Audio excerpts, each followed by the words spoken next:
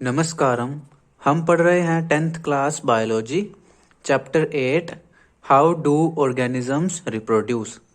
ये हमारी इस लेसन की 12th वीडियो है और हम आ गए हैं टॉपिक रिप्रोडक्टिव हेल्थ पर।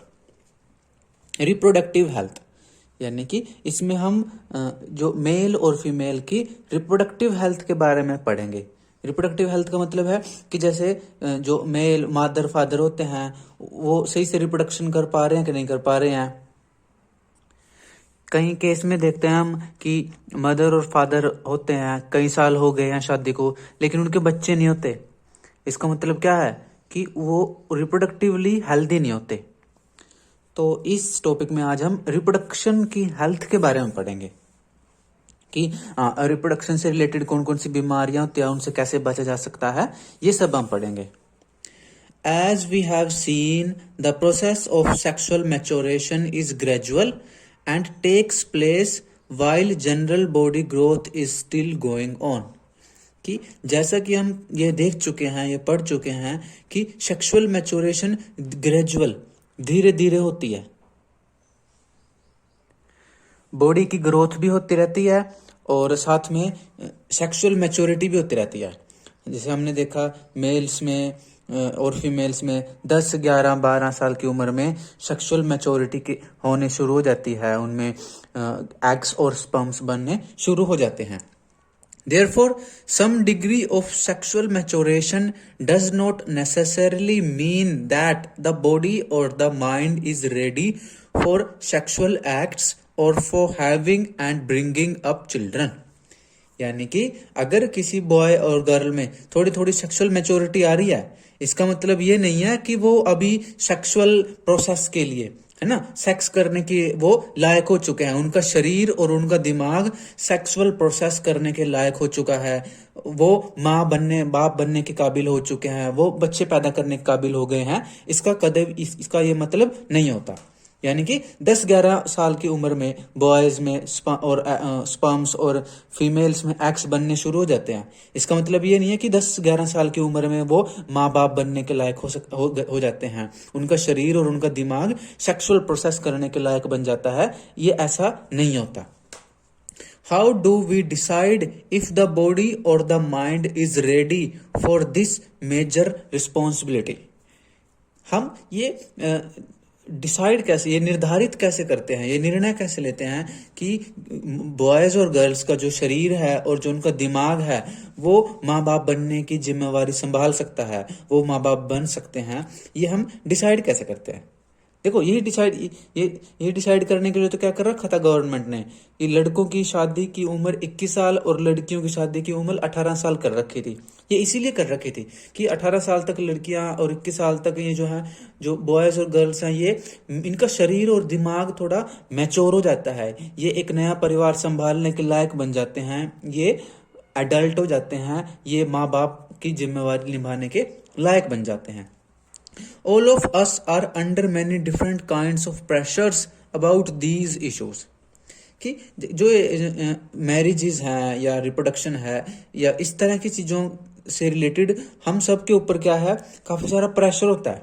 कैसा प्रेशर?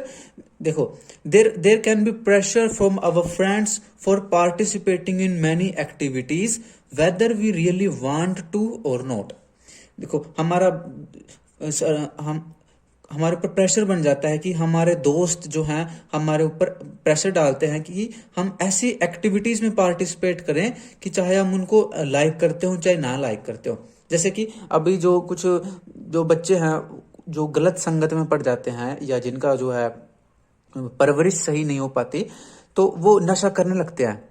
और अब जो दोस्त होते हैं वो एक दूसरे को फोर्स करते हैं कि तुम भी मेरे दोस्त की खातिर नशा कर लो, शराब पी लो या सिगरेट पी लो। तो इस तरह वो ना चाहते हुए वो लोग अपने दोस्तों के दबाव में आके ये गलत कदम उठा लेते हैं। तो इस तरह से कई सारी चीजों के प्रेशर होते हैं जो हमारे दोस्त हमारे ऊपर लाद देते हैं कि चाहे वो काम हम ना करना चाहते हो, लेकिन वो दोस्ती की खातिर कि दोस्त है, मेरा दोस्त है, तो वो करवाने की कोशिश करते हैं। तो इस तरह से काफी सारे प्रेशर हमारे ऊपर हमारे दोस्तों की वजह से भी आते हैं।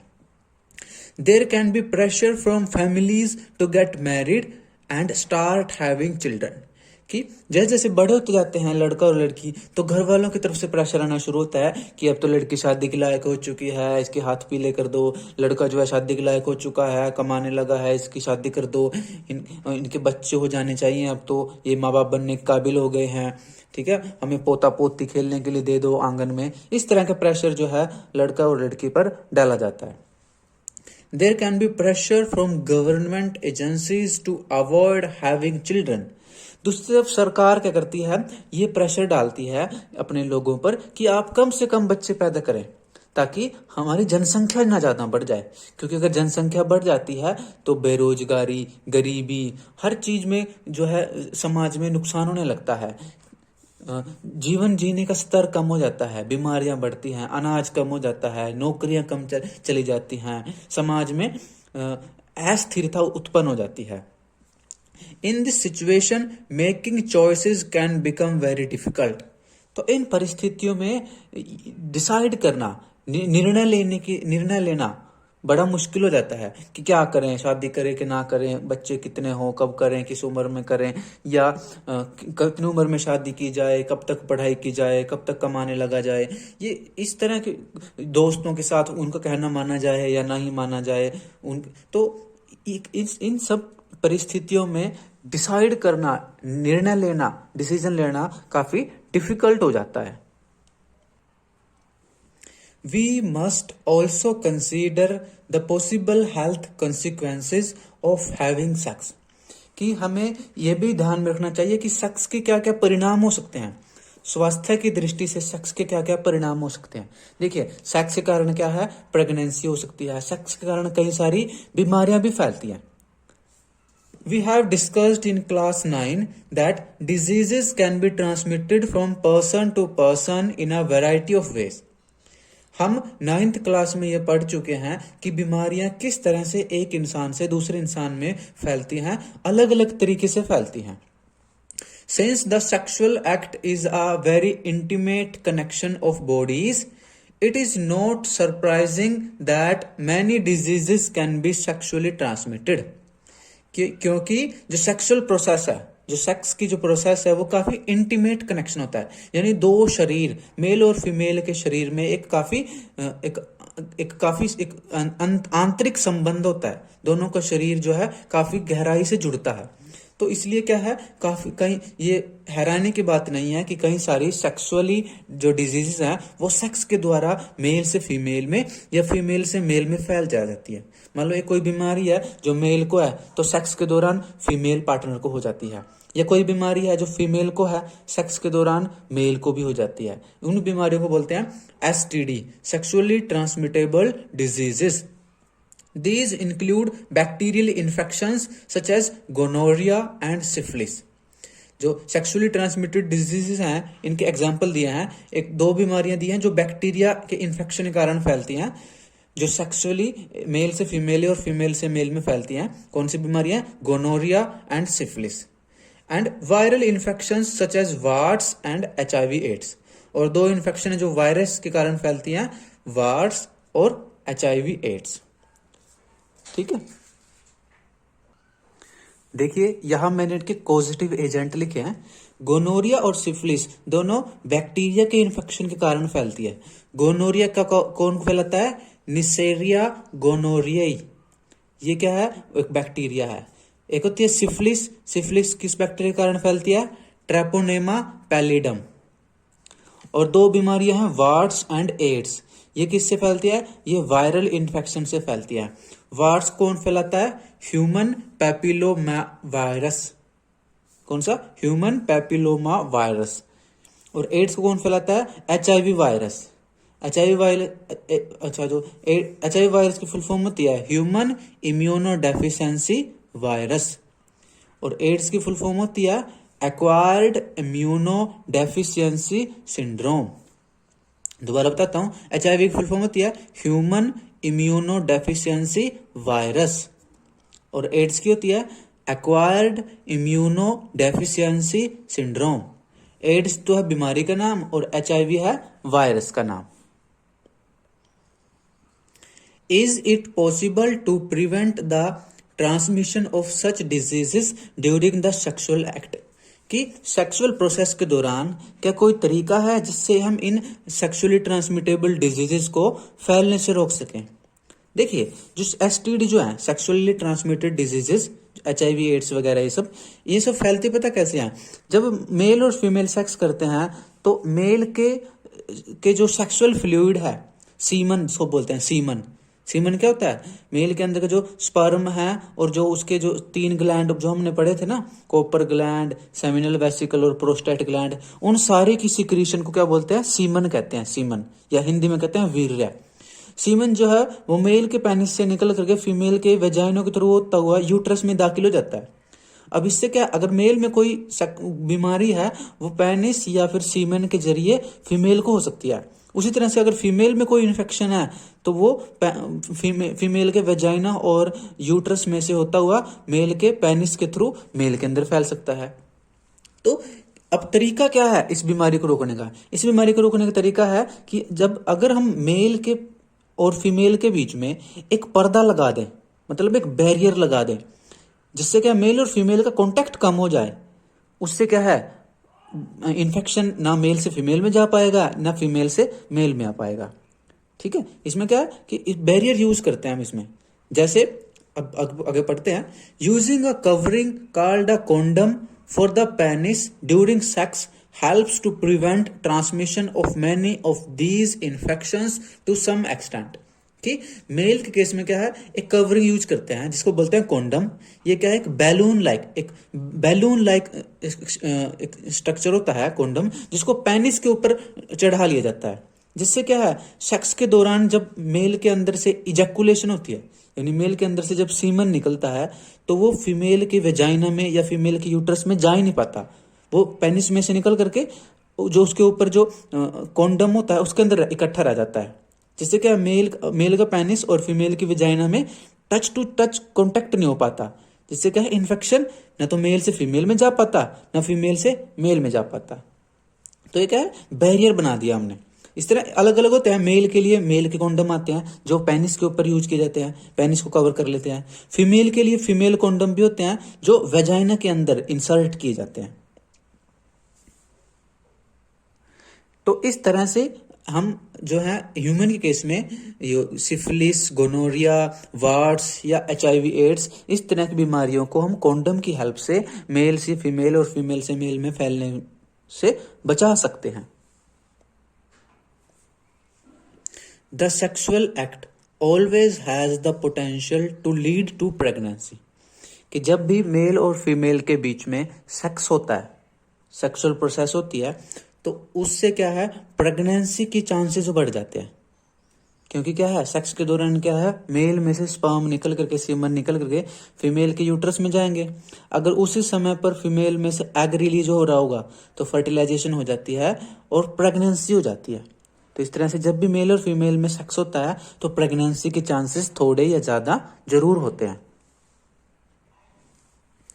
Pregnancy will make major demands on the body and the mind of the women. कि प्रेगनेंसी अगर हो जाए उससे क्या है, जो फीमेल है, जो लड़की है, उसके शरीर और उसके दिमाग पर बहुत असर पड़ता है। शरीर पर क्या असर पड़ता है कि अब उस लड़की के अंदर, उस फीमेल के अंदर एक और नया बच्चा तैयार होता है ना। तो क्या हो जाता है, एक इंसान के अंदर दो बॉडीज तैयार होती है, तो एक के अंदर 2 जान होती हैं, और उसके माइंड पर, उसके दिमाग पर भी बहुत असर पड़ता है। उसके अंदर हार्मोनल चेंज आते हैं, उसमें माँ की भावना पैदा होती है, उसमें बहुत सारी, उसमें कहते हैं कि दर्द बहुत होता है ना, जैसे बॉडा, तो बहुत सारी चीजें उसको फेस करनी पड़ती हैं। And if she is not ready for it, her health will be adversely affected. कि अगर एक लड़की जो का शरीर या उसका दिमाग माँ बनने के लिए तैयार नहीं है, तो क्या है, उसके शरीर, उसके हेल्थ पर बड़ा बुरा असर पड़ता है। जैसे अगर छोटी उम्र में कोई लड़की माँ बन जाए तो क्या है, बच्चा कमजोर पैदा होता है, कई बार डिलीवरी के दौरान बच्चे की मौत हो जाती है और माँ की भी मौत हो जाती है, तो लड़की के ऊपर बहुत असर पड़ता है। Therefore, many ways have been devised to avoid pregnancy। इसलिए प्रेगनेंसी को रोकने के लिए कई सारे तरीके खोजे गए हैं, कई सारे तरीके यूज किए जाते हैं। इनको क्या बोलते हैं, कॉन्ट्रासेप्टिव मेथड बोलते हैं, गर्भ निरोधक उपाय। These contraceptive methods fall in a number of categories. ये जो गर्भ निरोधक उपाय हैं, ये जो कॉन्ट्रासेप्टिव मेथड हैं, ये कई अलग अलग तरह कैटेगरी बना रखी है इनकी. One category is the creation of a mechanical barrier so that sperm does not reach the egg. तो एक जो तरीका है वो क्या है कि एक बैरियर बना दो, एक पर्दा लगा दो जिससे स्पर्म जो है एग तक ना पहुंच पाए. जो अभी हम कॉन्डम की बात कर रहे थे. Condoms on the penis or similar coverings worn in the vagina can serve this purpose. कि पेनिस के ऊपर कॉन्डम का उपयोग करके हम मैकेनिकल बैरियर लगा सकते हैं, या फिर वेजाइना के अंदर फीमेल कॉन्डम का यूज करके भी हम जो है एग और स्पर्म को मिलने से रोक सकते हैं. Another category of contraceptives acts by changing the hormonal balance of the body so that eggs are not released and fertilization cannot occur. एक दूसरा तरीका है कॉन्ट्रासेप्टिव मेथड में, उसमें क्या है कि फीमेल के शरीर में हार्मोनल बैलेंस को चेंज कर दिया जाता है. अब फीमेल के हार्मोन जो है उसका बैलेंस चेंज हो जाता है, जिससे क्या है ओवरीज में से एग नहीं रिलीज हो पाते. ठीक है, और कई बार एग रिलीज हो जाता है तो फर्टिलाइजेशन नहीं हो पाती, इम्प्लांटेशन नहीं हो पाती. ठीक है, प्लेसेंटा नहीं बन पाता, प्रेगनेंसी नहीं हो पाती. These drugs commonly need to be taken orally as pills. तो ये जो हार्मोनल वाला मेथड है इसमें क्या किया जाता है, लड़की को या मदर को जो है गोलियां ली जाती हैं, दवाइयां ली जाती हैं, कुछ दवाइयां दी जाती हैं गोलियों के रूप में या कैप्सूल के रूप में, जिससे क्या है उसके शरीर में हार्मोनल बैलेंस चेंज हो जाता है. उसका शरीर ऐसी कंडीशन बन जाती है शरीर में कि वो प्रेग्नेंट नहीं हो पाती. चाहे स्पर्म आता रहे बट सेक्स वो करती रहे बट वो प्रेग्नेंट नहीं हो पाती. इनको बोलते हैं गर्भ निरोधक गोली, contraceptive pills. However since they change hormonal balances they can cause side effects too. लेकिन जो ये गर्भ निरोधक गोलियां हैं, जो पिल्स हैं, ये क्या है बॉडी के अंदर केमिकल जा रहे हैं फीमेल की बॉडी के अंदर जो उसके हार्मोनल को चेंज कर रहे हैं, तो इसके कई बार साइड इफेक्ट भी हो जाते हैं. कई बार लड़कियों को ये गोलियां लेने के बाद थोड़े साइड इफेक्ट भी झेलने पड़ते हैं. Other contraceptive devices such as loop or the copper T are placed in the uterus to prevent pregnancy. एक और मेथड है, उसमें क्या करते हैं फीमेल के यूट्रस के अंदर कॉपर टी डाल देते हैं. फीमेल के यूट्रस के अंदर कॉपर टी डाल देते हैं. कॉपर टी क्या है, तांबे के बना हुआ टी की शेप में एक स्ट्रक्चर होता है. ठीक है, इसको मैं डायग्राम की हेल्प से समझाता हूं. देखिए ये है female reproductive system. Copper T में क्या है, एक तांबे की टी के शेप का एक डिवाइस होता है जिसमें जो कॉपर का बना होता है, जिसको क्या बोलते हैं कॉपर टी. वो इसको इस तरह से फीमेल के यूट्रस में वेजाइना के थ्रू यूट्रस में डाल दिया जाता है. इसको डॉक्टर डालते हैं. एक छोटा सा 5 to 10 मिनट्स का ऑपरेशन होता है जिसमें डाल दिया जाता है. अब इससे क्या है, अगर अब ये फीमेल सेक्स करे तो क्या करोगे, इसमें ऐसे स्पर्म आएंगे.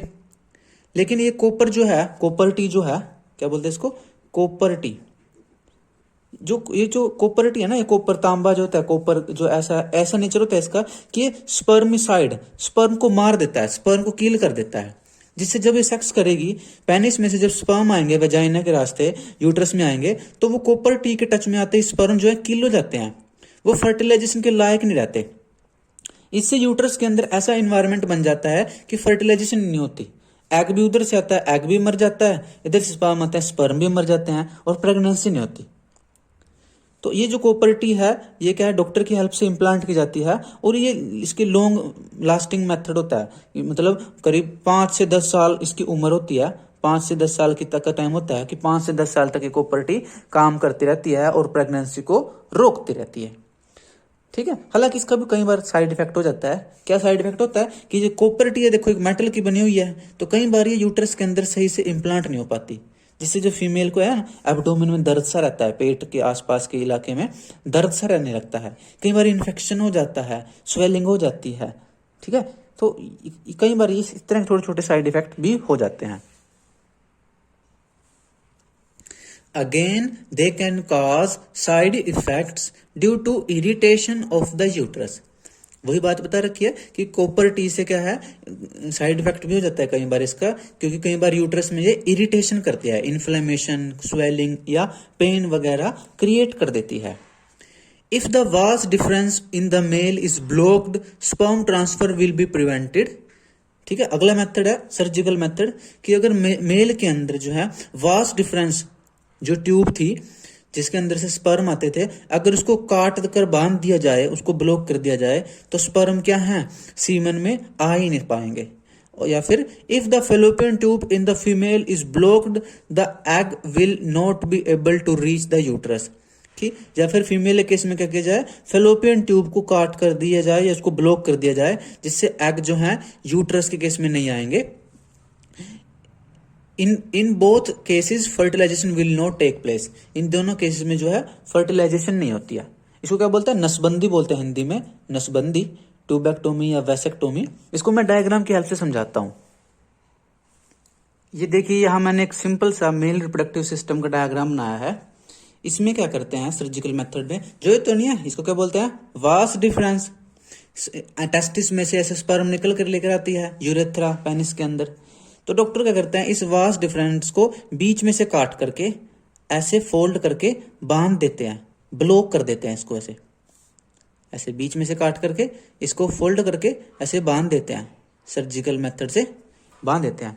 अब अगर ये मेल जो है सेक्स करेगा भी तो क्या है, इसमें सीमन तो जाएगा, इसमें जो prostate gland, seminal vesicle, bulbo urethral gland, उनका सिक्रेशन तो जाएगी, लेकिन स्पर्म पीछे से निकल के आएंगे, वो स्पर्म नहीं आगे जा पाएंगे।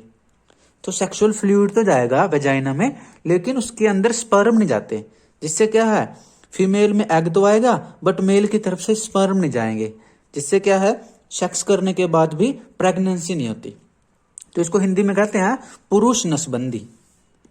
क्या कहते हैं इसको, पुरुष नसबंदी।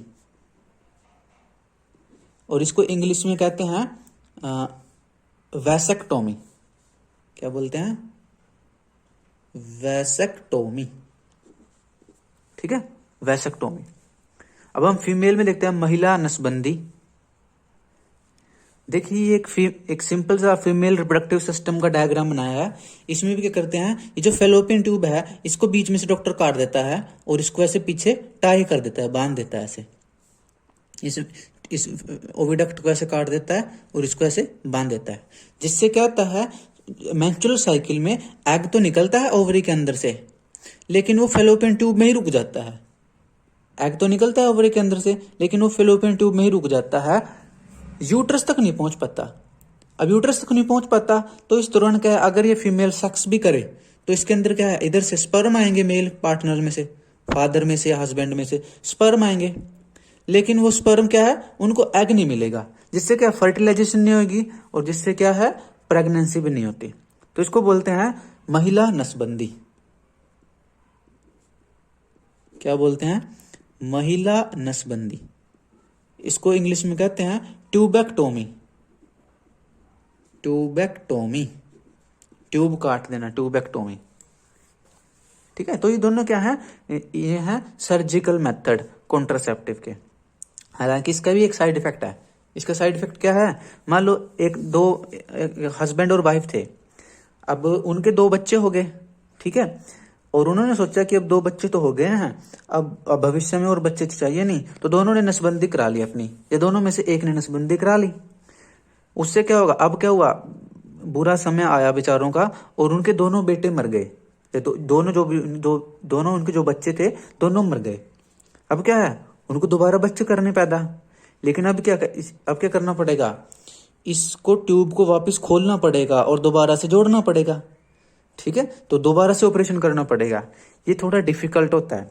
कई बार क्या होता है, ज्यादा टाइम हो जाता है और ये ट्यूब जुड़ती नहीं, फिर बाद में मेल के केस में वासा डिफरेंस जुड़ती नहीं और फीमेल के केस में भी ये फेलोपियन ट्यूब जुड़ती नहीं। अब वो क्या है, उनके लिए बच्चा पैदा करना बड़ा मुश्किल हो जाता है। तो ये इसका एक साइड इफेक्ट है, क्योंकि ये थोड़ा इसको रिवर्स करना फिर बड़ा मुश्किल है, इस मेथड को। Surgical methods can be used to create such blocks.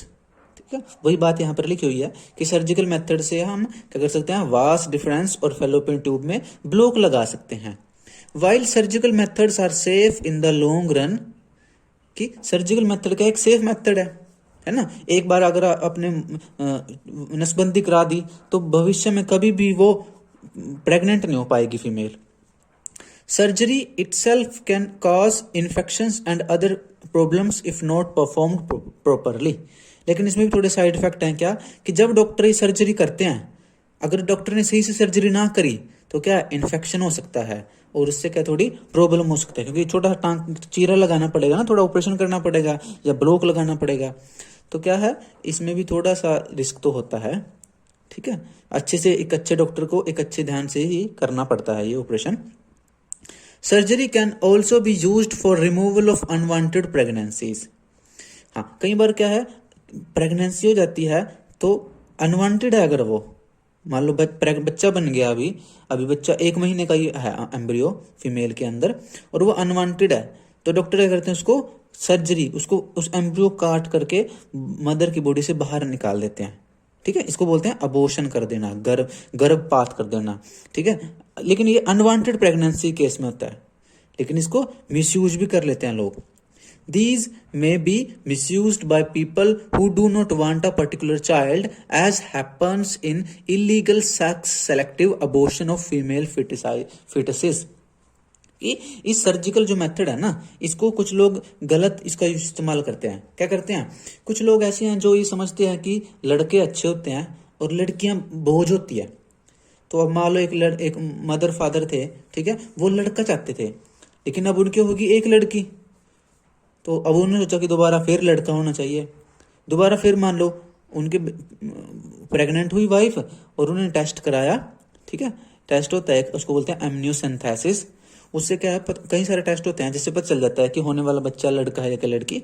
तो उनको पता चल गया अभी होने वाला बच्चा फिर लड़की है, तो क्या कर देते हैं, कह देते हैं अभी हमें तो लड़की चाहिए नहीं, हमारे पास तो एक लड़की पहले ही है, लड़कियां वैसे ही बोझ होती हैं, हमें तो लड़का चाहिए, लड़का बहुत अच्छा होता है, यही हमारे बुजुर्ग होने पर हमारे लाठी का सहारा बनेगा हमारा बुढ़ापे का, ऐसा ऐसा कुछ कुछ बोलते हैं, हमारा वंश चलाएगा। तो वो क्या कर देते हैं, बच्ची को पैदा होने से पहले ही मार देते हैं। क्या करते हैं, डॉक्टर के पास जाते हैं और डॉक्टर क्या करता है, मदर के यूट्रस में जो लड़की बन रही है अभी 1-2 महीने की है, उसको काट करके बाहर निकाल देता है, जिससे माँ का बच्चा गिर जाता है, लड़की से उनको छुटकारा मिल जाता है। इसको बोलते हैं फीमेल फिटिसाइड, कन्या भ्रूण हत्या। लेकिन ये गलत है, लड़का लड़की दोनों एक समान होते हैं।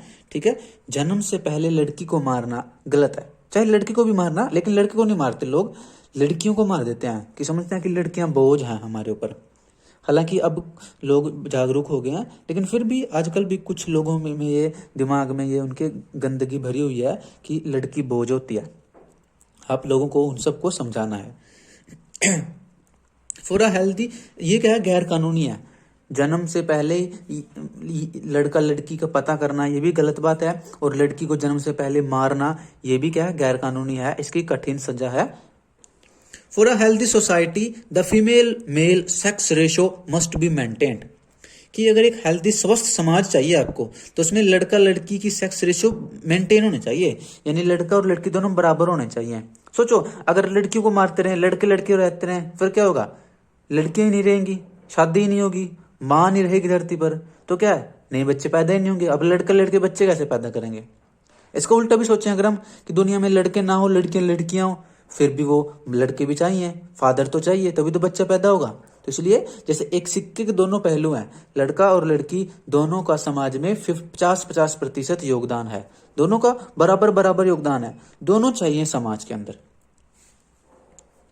Because of reckless female feticides child sex ratio is declining at an alarming rate in some sections of our society। कि काफी हमारे कुछ इलाके ऐसे हैं समाज के अंदर जहां पर क्या है, लोग लड़कियों को जन्म से पहले मार देते हैं। उन इलाकों में क्या होता है, फिर लड़कों की संख्या तो बढ़ जाती है, लड़कियों की संख्या घट जाती है। देखो यहाँ लिखा गया चाइल्ड सेक्स रेशो मतलब कि 1000 लड़कों पर कितनी लड़कियां हैं। तो मान लो 1000 लड़के पैदा हो गए, लेकिन लड़कियां पैदा हुई 500, तो क्या है, 500 लड़कियां कम है। अब इन 1000 लड़कों की जब शादी होगी तो 500 लड़कियां ही मिली, 500 लड़के तो क्या है, कुंवारे रह जाएंगे। तो इस तरह क्या है, समाज में क्या है, अव्यवस्था फैल जाएगी।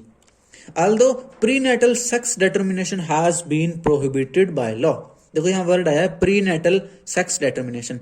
प्रीनेटल मतलब जन्म से पूर्व, कि जन्म से पूर्व सेक्स पता करना, कि सेक्स का मतलब क्या था कि मेल है या फीमेल है, कि जन्म से पूर्व ये पता करना कि पैदा होने वाला बच्चा लड़का है कि लड़की है, ये गैर कानूनी है। ये कोई ऐसा कोई कर नहीं सकता। अगर कोई डॉक्टर करेगा तो उसको सजा दी जाती है। अगर कोई माँ बाप या कोई भी करता है उसको सजा दी जाती है। हमारे समाज में कानूनी रूप से सजा दी जाती है।